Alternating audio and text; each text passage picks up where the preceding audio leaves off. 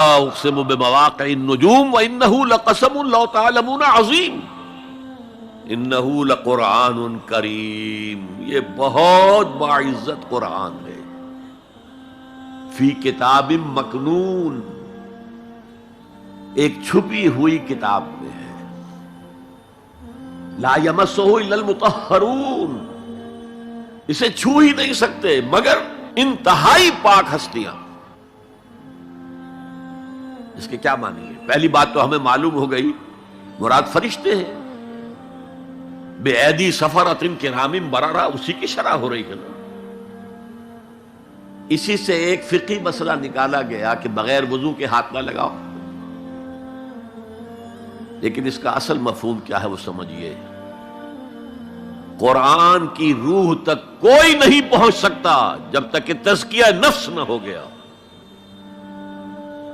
اگر حب مال، حب دنیا، حب جاہ، حب شہرت، اگر یہ تمام محبت میں دل سے نکل نہ جائیں تو قرآن کی روح تک آپ کی اپروچ نہیں ہوگی۔ مولانا روم نے کہا ہے، اگرچہ ذرا میں سمجھتا ہوں کہ انہوں نے بہت سخت الفاظ استعمال کیے ہیں، ماز قرآن مغزہا برداشتے استخاں پیش سگا انداختے، ہم نے قرآن سے اس کا مغز لے لیا ہے، جو ایسنس ہے وہ کھینچ لیا ہے، ہڈی کا گودا جو ہے وہ ہم نے نکال لیا ہے، ہڈیاں ہم نے پھینک دی ہیں کتوں کے سامنے جو لڑ رہے ہیں۔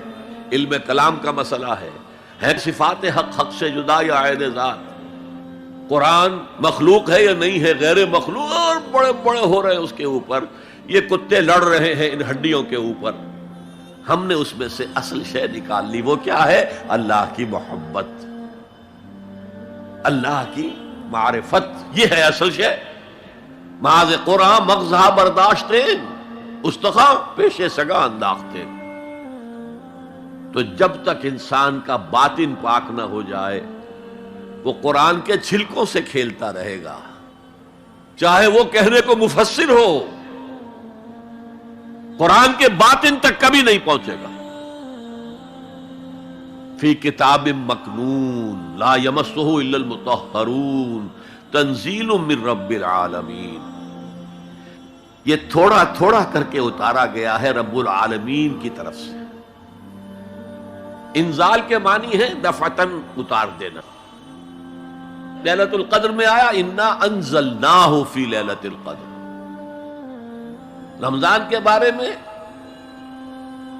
شہر رمضان الذی انزل فیہ القرآن، باب افعال، لیکن حضور پر ایک دم نہیں اترا، تھوڑا تھوڑا تھوڑا تھوڑا 23 برس میں جا کر اس کی تکمیل ہوئی۔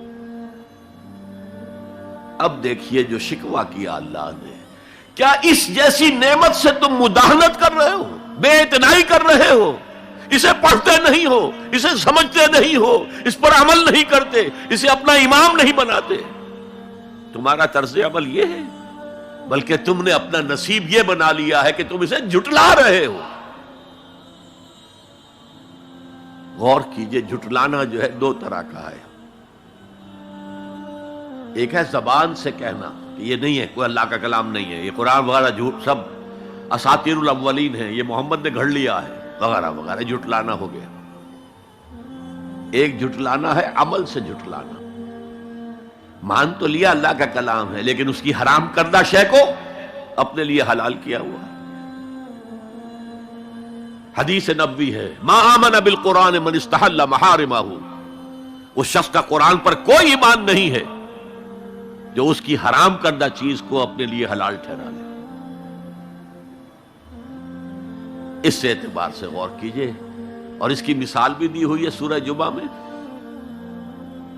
مثل الذین حملوا التوراۃ ثم لم يحملوها كمثل الحمار يحمل اسفارا بئس مثل القوم الذین کذبوا بآیات اللہ واللہ لا يهدی القوم الظالمین۔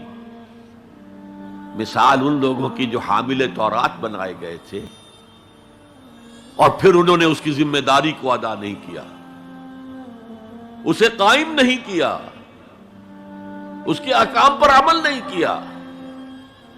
جیسے فرمایا ہے سورہ اعراف میں قل یا اہل الکتاب، کہہ دیجئے اے نبی صلی اللہ علیہ وسلم، اے کتاب والو، لستم علی شیء حتی تقیموا التوراۃ والانجیل وما انزل الیکم من ربکم، تمہاری کوئی حیثیت ہماری نگاہ میں نہیں ہے، تمہارا منہ نہیں ہے کہ ہم سے دعا کرو جب تک کہ تم تورات اور انجیل کو اور جو کچھ نازل کیا گیا تمہاری طرف اسے قائم نہیں کرتے۔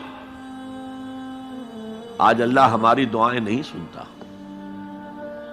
30 لاکھ جا کر حج کرتے ہیں، دنیا کے حالات میں کوئی ذرہ برابر فرق آتا ہے؟ اول تو حرام کی کمائی سے حج ہو رہا ہے، تو حج ہے ہی نہیں سرے سے، جو کچھ کرتے گئے تھے سودی کاروبار وہی آ کر دوبارہ شروع کر دیا، سرکاری ملازم ہے تو جو رشوت پہلے لے رہے تھے اس کے بعد آ کر شروع کر دی۔ یہ کیا ہے؟ یہ تکذیب بالعمل ہے، جھٹلانا ہے۔ تم نے اپنا نصیب یہ بنا لیا ہے کہ تم قرآن کو جھٹلا رہے ہو، جیسے کہ انہوں نے جھٹلایا تھا۔ مثل الذین حملوا التوراۃ ثم لم يحملوها كمثل الحمار يحمل اسفارا، ان کی مثال ان گدھوں کی سی ہے جن پر کتابوں کا بوجھ لاد دیا گیا۔ مکالمات فلاطوں، گٹھڑی باندھ کر گدھے کے اوپر رکھ دیجئے تو کیا وہ واقعی منطقی اور فلسفی بن جائے گا؟ یہ مثال اللہ دے رہا ہے۔ اور یہ مثال کیوں دی گئی ہے؟ اس آئینے میں ہمیں ہماری تصویر دکھائی گئی ہے۔ تم اگر قرآن کا حق ادا نہیں کر رہے تو تمہاری مثال وہی ہے جو یہود کی تھی۔ بئس مثل القوم الذین کذبوا بآیات اللہ، بری مثال ہے اس قوم کی جس نے اللہ کی آیات کو جھٹلایا۔ تو زبان سے تو یہودیوں نے کبھی نہیں جھٹلایا تورات کو، عمل سے جھٹلایا ہے۔